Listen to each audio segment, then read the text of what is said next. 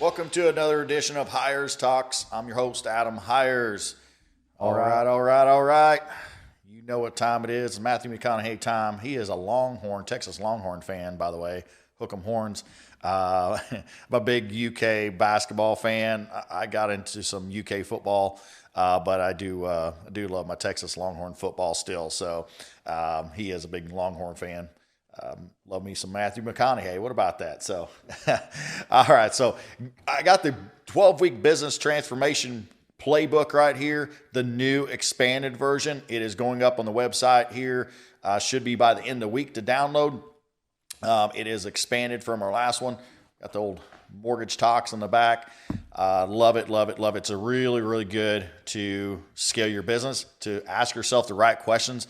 A lot of times we talk about it. You got to ask yourself the right questions to, get you where you need to go. This is going to do that, and you're going to be able to ride in it and just scale your business. 22-38-0 is my program. 22 loans a month, 38 hours a week, zero ad spend. Definitely love to get you there. So today we're going to talk about how to crush it with the selling agent. How to crush it with the selling agent. So if you're in mortgages, that's who I'm specifically talking to. If you're another line of business, think about how this can apply to your business. And so we'll get into what's a cold call, what's not a cold call, a little bit of that stuff that people hate. Cold calls are very frigid and cold, and we don't want to call people. We don't want to disrupt them. Well, there's a lot to be said there, so we'll unpack that, and you can again apply this to your business. Mortgage loan officers, you're going to directly be able to apply this to your business. But I want to talk a little bit about some of the coaching calls I've had and the coaching conversations I've had here in the last week. And, it's the same thing that ails most people. Same thing. So you're out there right now and you have a couple kids, you're making it by, you're making $120,000 a year. Hey, I'm doing okay. I'm doing good. I'm doing pretty good. But listen, you want more. You're like, hey, $120,000 doesn't go as far as it used to, and I want to, have, this big epic life, but I don't think I can do it because, it's going to sacrifice my whole life, and I'm not going to be able to see my kids. And so there's that push-pull effect on both, and you got to have one that, not the other. Vice versa, you have the the life, and you don't have the income. You have the income, you don't have the life, and it's just a commonality between people that I talk to all the time. And whether you're in business or mortgages, same thing. It's just this. It really goes back to belief system, and it's just so interesting that people don't give themselves enough credit that they can scale, that they can make the income and still have a life. I mean, there's so many examples out there of people doing it at such a high level, whether it be mortgages, whether it be in business, some kind of entrepreneurial real estate agent, just crushing business and still being able to have a life. The difference between making $100,000 a year and making $1 million a year is not somebody working 10 times harder. That's not even possible, right? If somebody's working 40 hours a week, even making 100 grand, last I checked, somebody can't work 400 hours a week. So there's got to be something there. There's got to be a gap that you have to fill. And a lot of times the gap right between, if you can't see me because you're listening, I'm pointing at my skull right now. It's between, your skull, your ear, is whatever you want to say, that gray matter up there, your belief system in your heart. What do you believe? And I talked about another podcast, belief, versus training, right? And a lot of times it comes back to belief. There's so many examples, and right now you're sitting out there going, hey, listen, I just don't believe that I can make the income, and I don't think, I can do that because I'm going to have to just give away my life. And it's just not true. And if I can really hammer home one point out of this first speech is that, it's just example after example. My own example of just thinking, man, I can't get out of my car.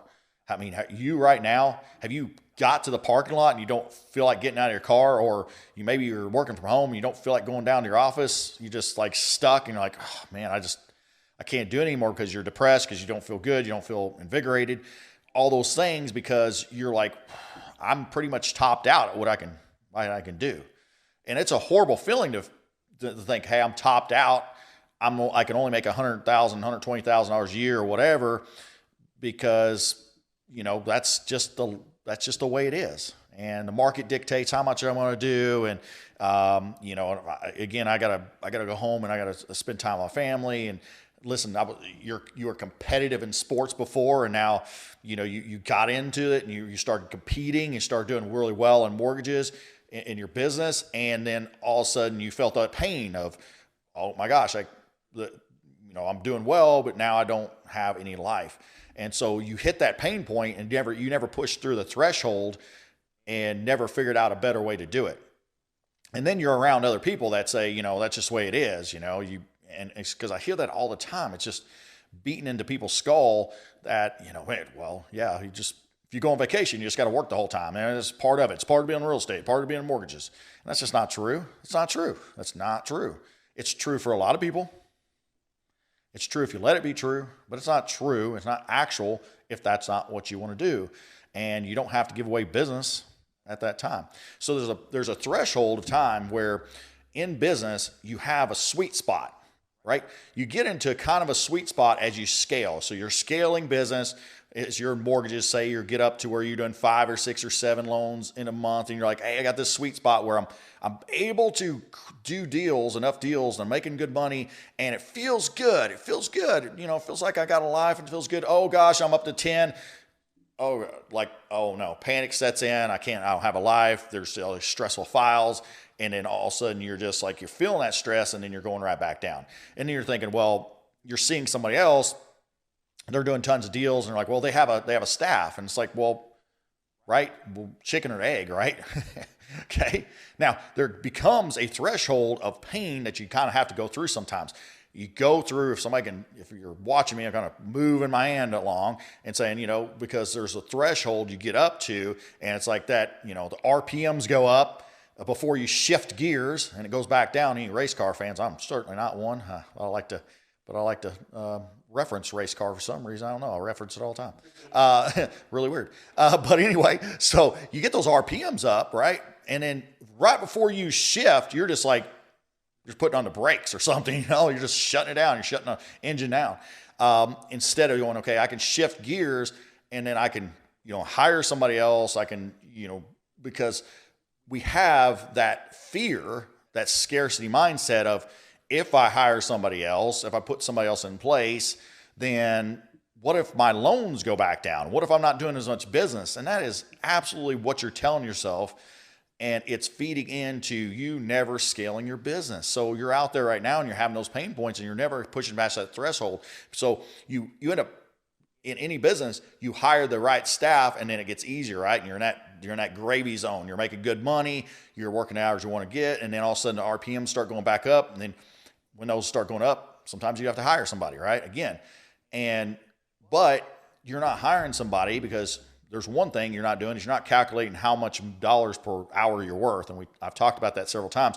You have to know how much dollars per hour you're worth in green time. Okay. So I just want to really send that message loud and clear off the bat. Like, whatever you are, whatever business you're in, understand there's a sweet spot. There's a threshold you have to push through to get to the next sweet spot. There's a sweet spot, push through a threshold, and there's a sweet spot. If you're making, $100-some thousand a year, and you don't think you can make 500, like if you make 100,000, you can duplicate it. You can scale. You just have to understand first that you can, believe it, and then start putting the disciplines in place. So, listen, I'm always available, to uncover a few beliefs that you have that may be holding you up. You can always hop on a 15-minute call with me. If nothing else, at least believe in yourself today and say, I'm tired of just getting by, and I can do what others are doing. And I'm tired of losing thousands and thousands of dollars every single month. Because if your gap is 5 loans a month that you want to do to where you can do, that could be $10,000 a month, $120,000 a year. Tons of money. That's a big gap to fill. Don't you want to fill that? Don't you want to stop giving away that money that other loan officers are making or other entrepreneurs are making, or other real estate agents are making. There's a gap there. Fill the gap. Okay. So we're talking about one way to fill the gap as a mortgage loan officer. And again, you can apply this to your business. You're in a different industry, but how to attack and crush it with the selling agent. So it's such a big miss. A lot of people have such a negative connotation with cold calls. They're scared to death of cold calls. They just are crippled by cold calls. Well, listen, if you don't want a cold call, there's a certain point, especially in your business and mortgages, like not really so much you have to cold call. Now you may at this end say, well, it's a cold call. It's not a cold call. You have to, what's the definition of cold call? Just literally just calling somebody that is not in the industry, that don't even know if they want to buy a house. You're just calling them. That's really a cold call. But calling an agent, I would say that's maybe maybe on the scale of a little bit cold, but it's not cold, totally cold, because you're in a business. So, you're calling them, and it's not like you're trying to convince them to move into something that they don't already do. So we can debate that all day long. Cool, whatever. But if you don't want to do any of those things, here's the thing: when you get a contract, let's back up. Here's the thing: before you get a contract, it's real easy. If you have a pre-approval, you pre-approve a buyer, awesome. You do all your stuff that you do, then they're going to make an offer on a house, and you always send a pre-approval letter over, right? Have you ever asked the agent, hey, what's the address on that? Do you know the seller agent on it? Or a lot of times you can look it up. Okay, the seller agent is Joe Smith. Awesome, great. So you get their number, not hard to find. Give them a call, right? The first introduction. That's not a cold call. You're introducing and say, hey, listen, I'm sending over pre-approval to my buyer agent here for John Smith, the buyer. Wow, that's pretty close, right? Joe and John Smith probably know each other. So you send it over, right? You say, okay, I'm sending this letter over to the buyer agent for the pre-approval. Hey, I just want to let you know that this buyer is good to go. They've got me some documents already. Looks good, looks solid. I don't know what other people are pre-approved for this house and put an offer in, but I can tell you this buyer is awesome. They're great. And listen, I'm going to do everything I can to ensure this gets closed on time, whatever that closing date is. And I'm going to update you throughout the process. Do you think the seller agent is feeling good about that? Could you win a deal for your buyer agent? Could you win a deal for your client? Absolutely. I've won them. I've won them before. Absolutely. I've had seller agents say, hey, we took the offer, your offer, because of the call, because you stood behind your letter, made a call, you personalized it, and there you go, because they feel better about it. You called them, you let them know, listen, this one's gold. This one's good. They look great. It's not like I like to call hanging in like a hair in a biscuit. There's some buyers hanging in like a hair in a biscuit. You know what I'm talking about. They're 581 and barely getting by, and you're like, oh, phew. Hope they don't sneeze too hard, because their loan's not going to go through, right? So, you have a good buyer, and you're telling them that you have a great buyer. So they're going to know. And so that's your first introduction to them. And you're letting them know that what's going on. And that is already establishing some type of relationship.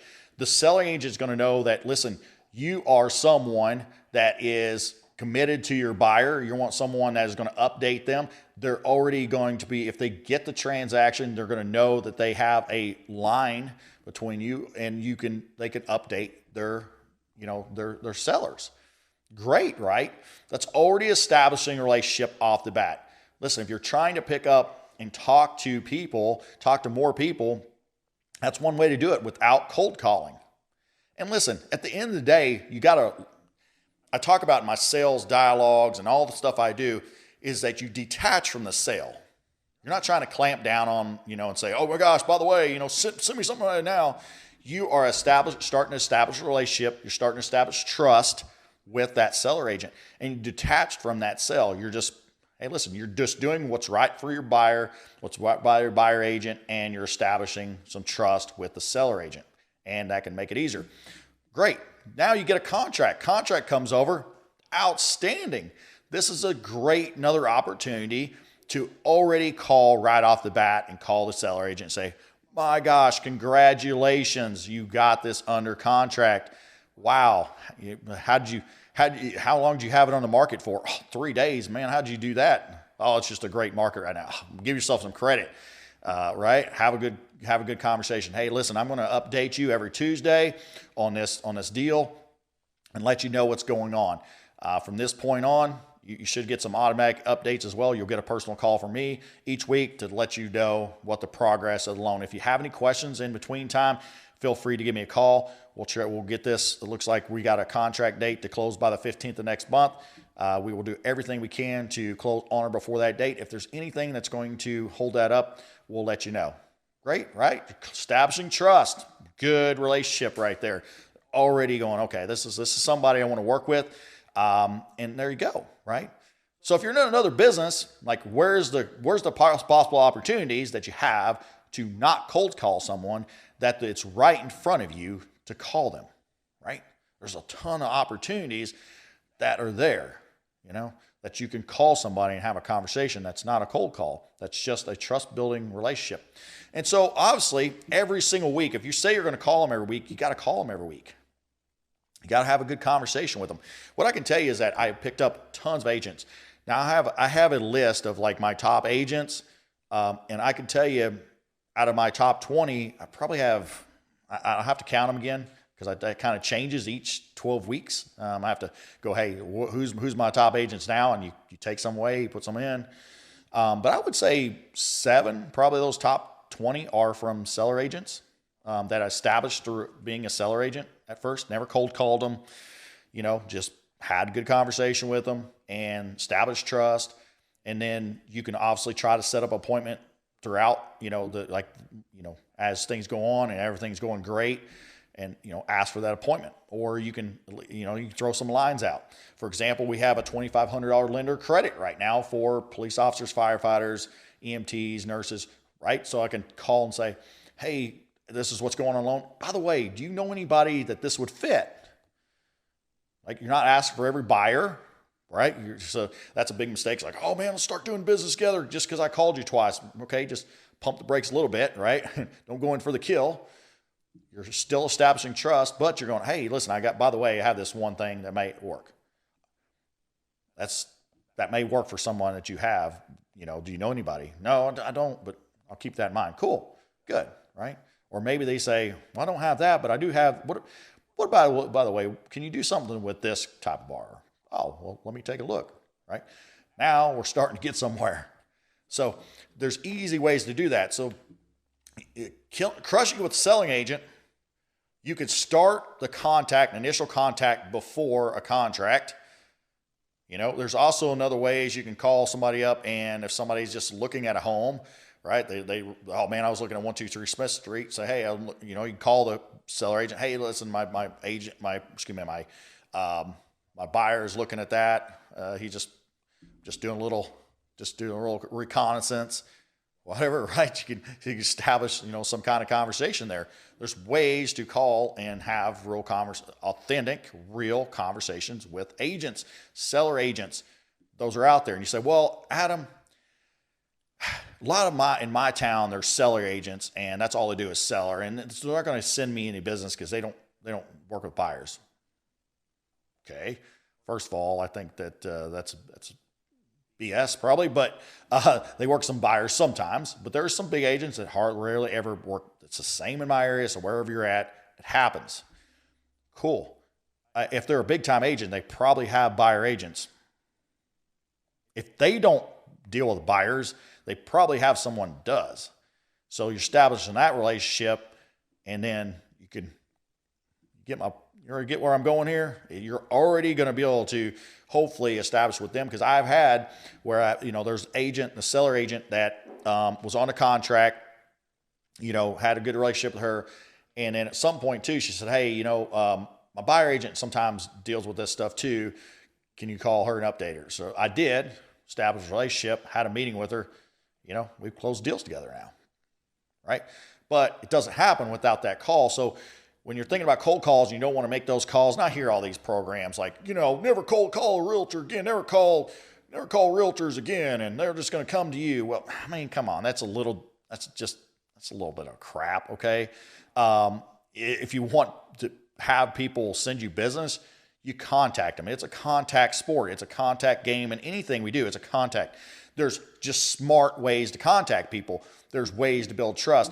And the fact is when you're saying, hey, listen, I don't want to beg for business. Well, that's on you. That's because you have a poor sales script and you're just spamming them with the conversation you're having. I never feel like I'm just, spamming people, or I don't have some kind of value add or anything like that. Don't ever feel like that. I don't feel like I'm just out there reaching and begging for business. The fact is people need good people to work with.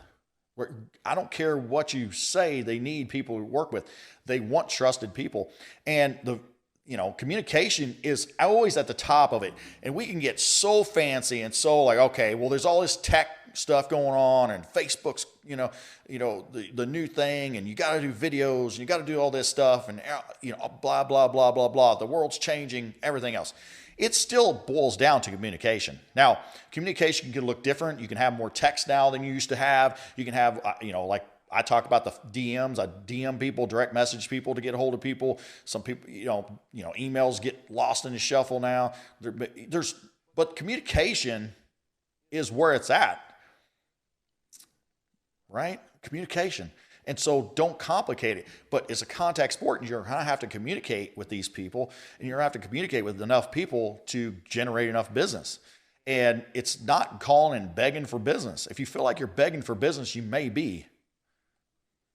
Okay, so now it's time to start working on your scripting, on what you're saying, and what your value add is, and who you're talking to, how you're talking to them, how you're establishing trust, all those things. It's not, you should never feel like you're just out there begging for business. That is one of the things I hear all the time. I hear it all the time in coaching programs. Don't ever beg for business. Don't ever call a real estate agent again. Well, I mean, maybe the person that is publicizing that sucks in sales. You ever think about that?